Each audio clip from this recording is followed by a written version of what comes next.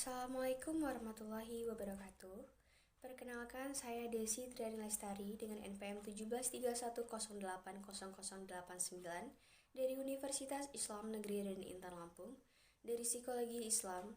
Di mata kuliah pengantar Psikologi Islam ini saya akan mereview jurnal internasional dengan dosen pengampu Ibu Mustamira Sofa Salsabila SPSI MSI. Review jurnal dengan judul Spirituality and Health in Relation to Religious Internalization and Collective Religious Practice. Penulis Muhammad Gufron, tahun terbit Juli 2020. Latar belakang penelitian. Dalam dekade terakhir, hubungan antara religiusitas atau spiritualitas dan kesehatan telah menjadi subjek yang semakin diminati, terutama dalam bidang perawatan kesehatan.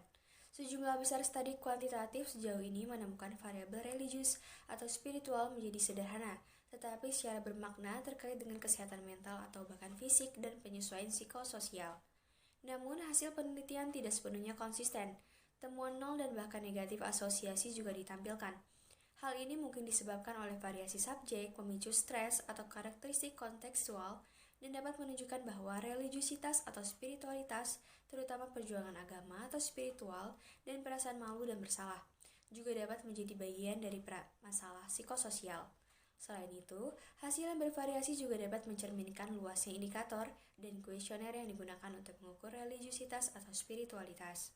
Dalam beberapa tahun terakhir, banyak jalan yang melalui religiusitas atau spiritualitas yang dapat menyebabkan kesehatan lebih baik yang telah dibahas. Di antara yang pertama, Peterson dan Roy 1985 menyarankan 3 jalur utama, yaitu religiusitas atau spiritualitas yang memungkinkan individu mengalami emosi positif seperti harapan, optimisme, dan penghiburan. Religiusitas atau spiritualitas juga menawarkan banyak kesempatan untuk menemukan makna dalam hidup seseorang. Lebih jauh, komunitas agama dapat memberikan dukungan sosial. Lebih jauh lagi, Argilis 1999 menambahkan perilaku religius yang menumbuhkan gaya hidup sehat dan hubungan yang dekat dengan Tuhan sebagai sumber kenyamanan dan harga diri. Part 2005 secara khusus menyoroti pentingnya religiusitas atau spiritualitas sebagai sistem makna dan kerangka acuan. Sementara Doors 2001 juga memandang orientasi nilai alternatif, misalnya kerendahan hati, pantang menyerah, keterlibatan sosial, sebagai sumber bermanfaat bagi religiusitas atau kerohanian. Di antaranya, Oman dan Torresen 2005 lebih jauh memasukkan konsep penanggulangan agama dalam daftar jalur yang memungkin. Akhirnya, Koenig dan McCulloch dan Larson 2001 membedakan faktor-faktor pada tingkat individu, seperti harga diri atau pemaknaan, dan sumber daya sosial seperti komunitas agama.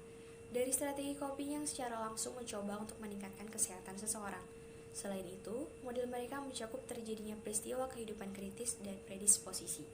Grand teori yang digunakan oleh peneliti yaitu dari psikoanalitik, misalnya Schaeffer 1968, lalu psikolog sosial misalnya Kelman 1958, Perry 1970, hingga sosiologis Berger 1969 dan Parsons 1951 yang telah menekankan pentingnya proses internalisasi untuk transmisi dan stabilitas budaya.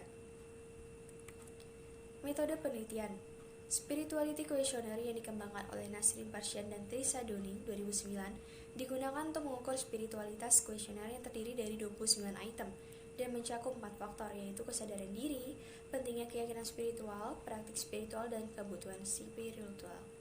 Skala internalisasi agama muslim, yaitu skala internalisasi agama muslim MRIS, adalah 10 item ukuran yang dirancang untuk menilai tingkat penentuan nasib sendiri untuk keyakinan dan praktik muslim. General Heart Questionnaire GHQ yang dikembangkan oleh Goldberg dan Hiller 1979 adalah skala tipe Likert 4 poin yang terdiri dari 28 item. Skala tersebut berisi 4 subskala 7 item, gejala somatik, kecemasan, depresi, dan disfungsi sosial.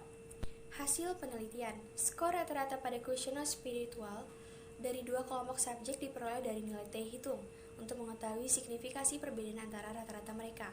Terbukti dari tabel di atas bahwa rata-rata skor spiritualitas subjek yang internalisasi agamanya berdasarkan introyeksi dan mengikuti sholat 5 waktu secara rutin adalah 73,47 dan rata-rata skor spiritualitas subjek yang juga rutin mengikuti sholat agama. Namun, internalisasi agama mereka berlangsung pada identifikasi 89,56. Perbedaan antara kedua min tersebut signifikan, melebihi tingkat kepercayaan 0,01. T hitung 2,23 kurang dari 0,05. Berdasarkan skor yang diperoleh pada skala tersebut, teridentifikasi 24 subjek memiliki internalisasi keagamaan berbasis introyeksi. dan 26 subjek mengalami internalisasi keagamaan berdasarkan identifikasi. Semua subjek dipilih, dihubungi secara individu, dan tanggapan mereka diambil pada kuesioner spiritualitas dan kuesioner kesehatan umum. Dari tabel di atas terlihat bahwa rata skor GHQ dimensi gejala somatik subjek yang diinternalisasi agamanya berbasis introyeksi dan mengikuti sholat 5 waktu secara rutin adalah 11,36. Dan rata skor pada dimensi gejala somatik GHQ subjek yang juga rutin mengikuti sembahyang agama, tetapi internalisasi agamanya dilakukan pada identifikasi subjek sebesar 9,53. Perbedaan antara kedua min itu signifikan di luar tingkat kepercayaan 0,05. T itu 2,23 kurang dari 0,05. Dapat juga disimpulkan dari tabel di atas bahwa rata-rata skor depresi subjek introyeksi internalisasi adalah 15,92 dan rata-rata skor depresi subjek internalisasi identifikasi adalah 12,64. Perbedaan antara kedua min tersebut signifikan pada tingkat kepercayaan 0,01. T 2,80 kurang dari 0,01. Demikian pula skor rata-rata pada dimensi disfungsi sosial GHQ, subjek internalisasi interaksi adalah 14,34 dan skor rata-rata pada dimensi disfungsi sosial GHQ, subjek internalisasi identifikasi adalah 11,08. Perbedaan antara kedua min itu signifikan di luar tingkat kepercayaan 0,05. T 2,43 dan kurang dari 0,05. Kesimpulan, pada tabel 1 menunjukkan adanya perbedaan yang signifikan antara subjek yang menginternalisasi keyakinan dan amalan religius berdasarkan identifikasi dengan subjek yang menginternalisasi keyakinan dan amalan keagamaan secara introyeksi pada spiritualitas.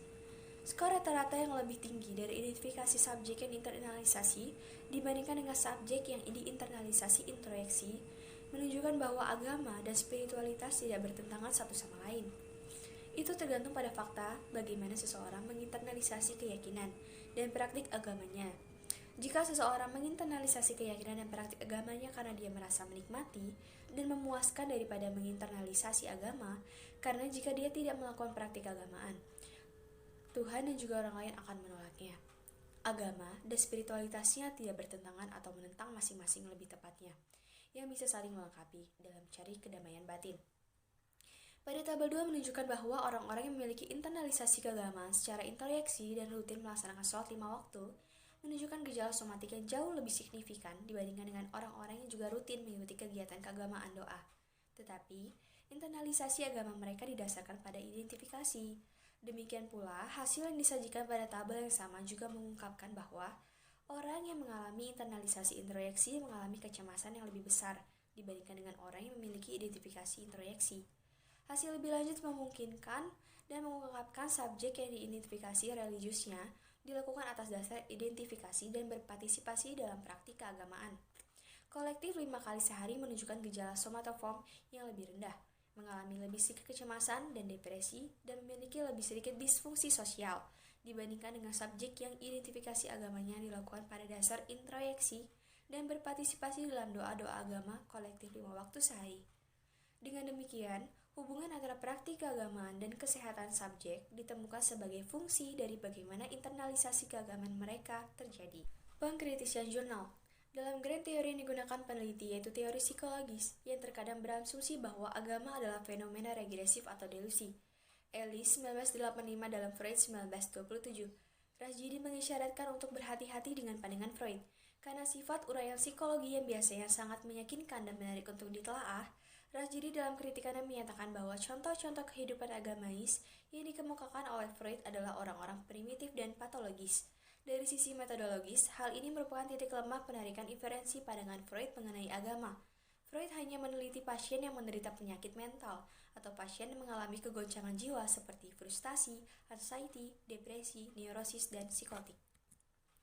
Lanjut, tidak terlihat urgensi yang ditulis oleh peneliti dalam penelitiannya dan tidak bercermin pada penelitian terdahulu sebagai acuan penelitiannya. Mungkin juga bisa ditambahkan variabel yang dapat memperkuat penelitian penulis, yaitu variabel intervening seperti pembentukan karakter. Karena pembentukan karakter juga dapat mempengaruhi internalisasi agama seseorang. Semakin karakter dari seorang tersebut telah matang dan konsisten, maka internalisasi agamanya pun tinggi. Dan sebaliknya, jika karakter dari seorang belum terorganisir, maka internalisasinya agama pun rendah. Replikasi jurnal yang akan saya buat yaitu replikasi jurnal untuk diterapkan di Indonesia dengan judul Tingkat Religiusitas dan Kematangan Beragama pada Remaja dalam Internalisasi Keagamaan. Latar belakang dalam penelitian ini adalah banyaknya penyimpangan perilaku remaja dalam dekade terakhir ini yang mulai meresahkan masyarakat. Penyimpangan perilaku tersebut seperti tindak kekerasan, kenakalan remaja, serta tidak memikirkan kewajibannya sebagai umat muslim. Maka demikian, adanya tingkat religiusitas, kematangan beragama, sangat berperan penting untuk ditanamkan sejak dini untuk mengatasi masalah-masalah tersebut.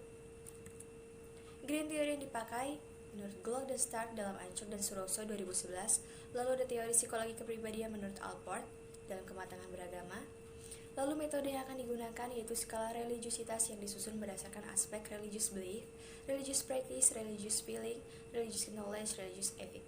Teori kematangan beragama oleh G.W. Alport 1953, skala ini mengukur beberapa aspek yang meliputi diferensiasi, karakteristik dinamis, konsistensi moral, komprehensif integral, dan heuristik. Oke, terima kasih. Wassalamualaikum.